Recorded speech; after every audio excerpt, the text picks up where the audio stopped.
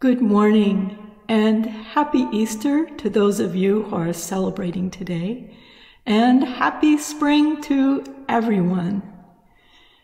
My name is Kathleen Herr. My Dharma name is Wan Haju, and this morning I'm going to talk about new life and the art of repair. Here in North Carolina, spring has woken up with exuberance. Cherry trees, daffodils, pear trees, redbud trees, dogwoods, and apple trees, and forsythia are all blooming. Violets and dandelions are popping up. If something isn't blooming, it's getting ready to bloom. Tiny baby leaves are just beginning to unfurl. This season of new life is not limited to Mother Nature. Our spring holidays reflect new life as well. Today is Easter, the Christian celebration of Jesus resurrected. Last week, Passover was celebrated to remember the liberation of Jewish slaves from Egypt.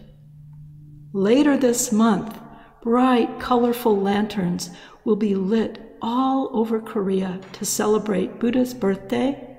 And on April 28th, we will celebrate Great Enlightenment Day, the anniversary of when our founding teacher Sotaesan was enlightened. We are bathing in a soup of birth and new life. Sometimes in early spring, I especially enjoy walking up to a blooming cherry tree so I can spend a few moments looking very closely at one of its flowers. I like how the sun makes the flower glow, and how in the middle of its delicate, smooth pink petals, golden anthers poke out in such a friendly way. Usually, looking closely at a cherry blossom is a fleeting happy moment for me. I just enjoy it and move on. But this year, the cherry flower prompted me to think about cause and effect, about the backstory of that blossom and of all the delicate blossoms and spring flowers around us. A few weeks ago, Reverend Wongong read us a quote from Master Sotaesan. Though the spring breeze blows impartially without any thought of self, only living trees can receive its energy and grow. Spring breeze is like a conductor calling an orchestra to attention. When dormant plants sense its warmth, their sap is revitalized, and their metabolism starts to surge. The DNA in the buds of leaves and flowers unwinds and ignites all kinds of cellular processes. And then, soon, voila! Cherry blossoms and daffodils abound. But this is only half the story. Daffodils and cherry trees and many of our other blooming plants require cold, freezing temperatures to stay healthy. If spring never stopped, these trees and plants would die from exhaustion. No winter means no flowers.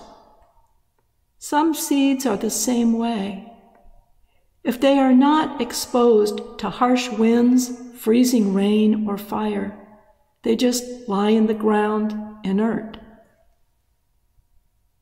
But what does this say about our practice, or rather about us and our practice?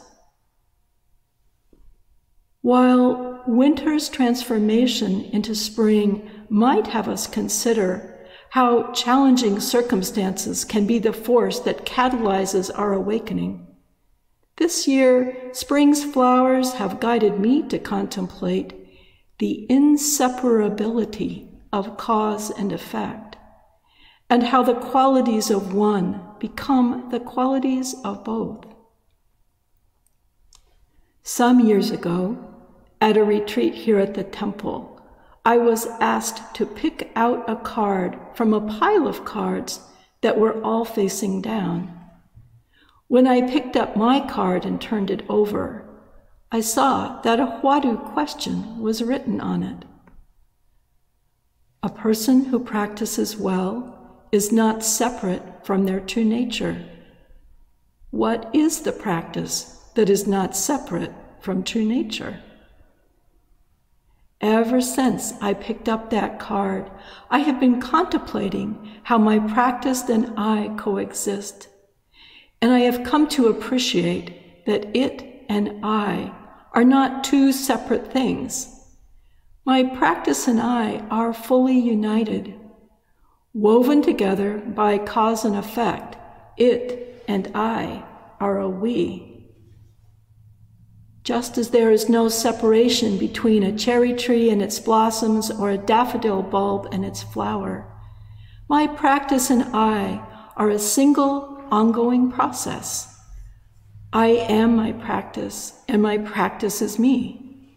I become my practice, and my practice becomes me. Everything I am, and every single thing I have ever done or experienced are what show up when I meditate or chant or practice mindfulness or don't. As a result, some parts of myself and my practice are stronger and more intuitive, and other parts are more clunky and anemic. But even though my practice is far from perfect, it still helps me to shed delusion and biased thinking.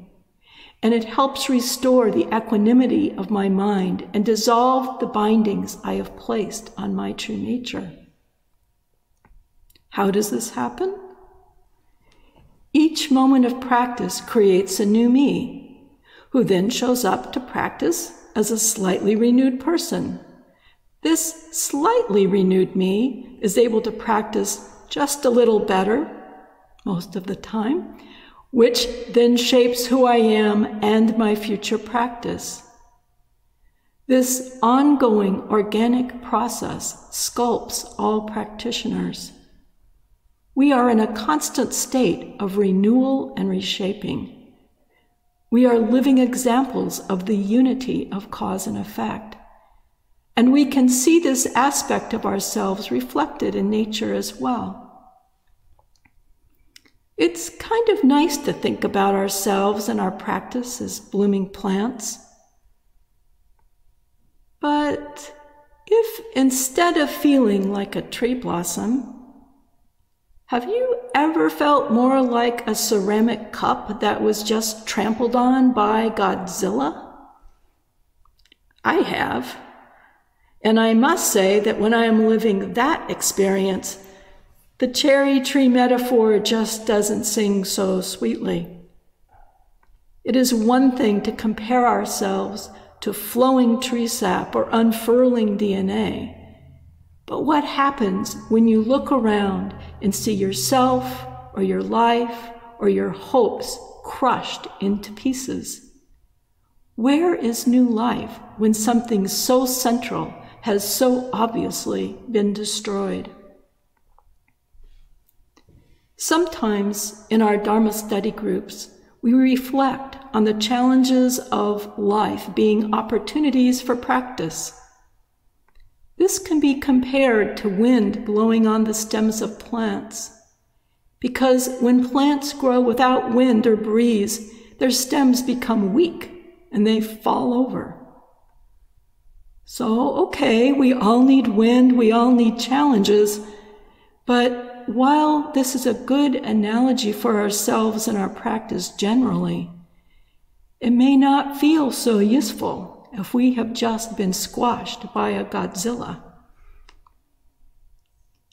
In the early years of Won Buddhism, Sotaesan and the budding Won Buddhist community were no strangers to the Godzilla experience. At that time, many people in Korea were living in great poverty. Daily life was an intense struggle to survive the conditions of life and the Japanese military forces that were enslaving people and carrying out physical and cultural genocide. Here is some guidance Master Sotaesan gave to members of the Won Buddhist community who were living through that. Your hardship can be compared to putting all kinds of iron into a forge and then continuously beating and pounding it. The impure iron eventually sinks down and is melted away, leaving only the good quality metal, which can then be used to produce tools indispensable to the world.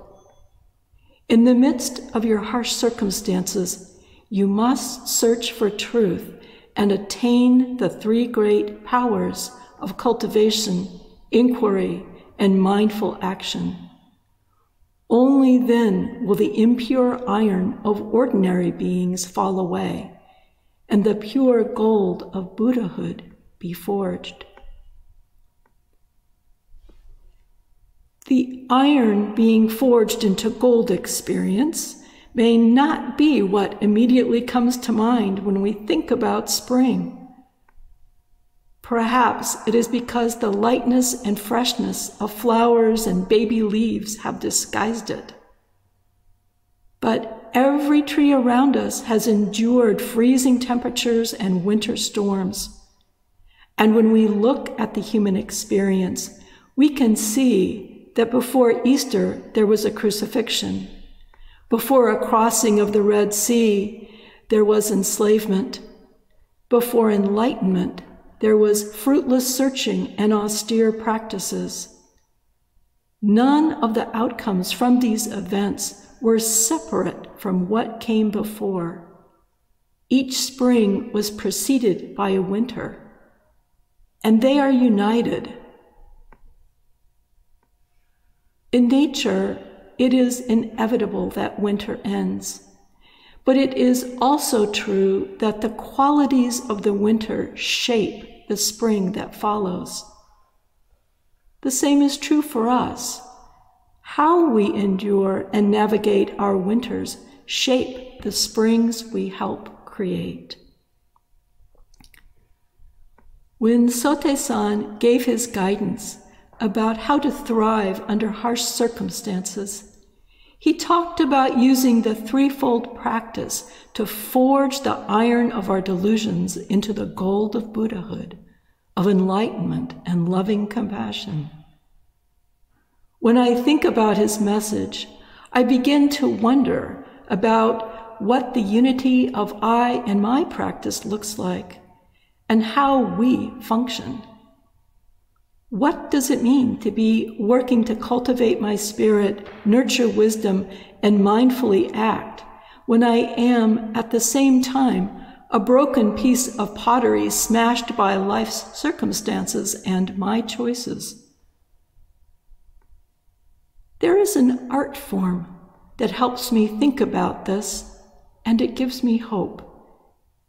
It is the art of kintsugi, a traditional Japanese technique that uses gold to repair broken ceramic bowls and dishes.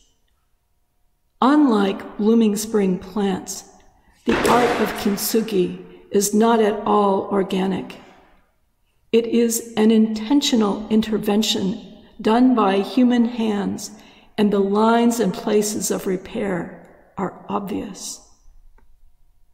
When you look at a cup or a bowl repaired using the kintsugi technique, your eyes are drawn to the gold veins and patches holding the pieces together.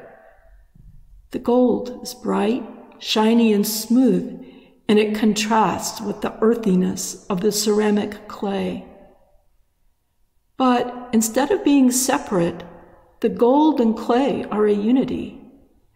The clay provides structure for the gold to inhabit, and the gold holds the clay together. Gold has amazing qualities.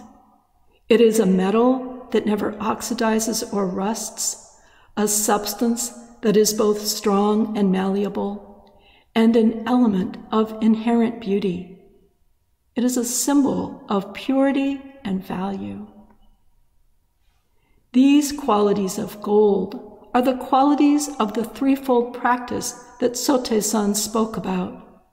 The practice of cultivating equanimity, wisdom, and mindfulness is invaluable and is never corrosive. Each aspect is pure and strong and can adapt to any circumstance.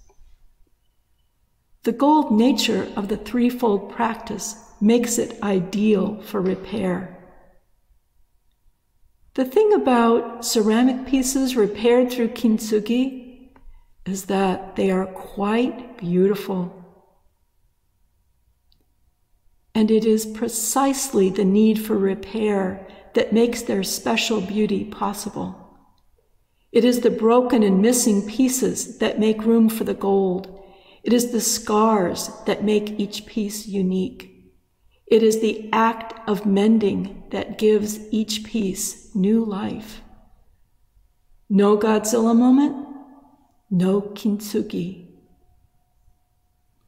So, on this lovely spring day, my hope for us all is that we will embrace the grace that we and our practice, united as one process, continually nurture in each other. But just in case you get stepped on by Godzilla, do not lose hope. The gold kintsugi of your practice is already a part of you, waiting to bring you new life. Thank you. 감사합니다.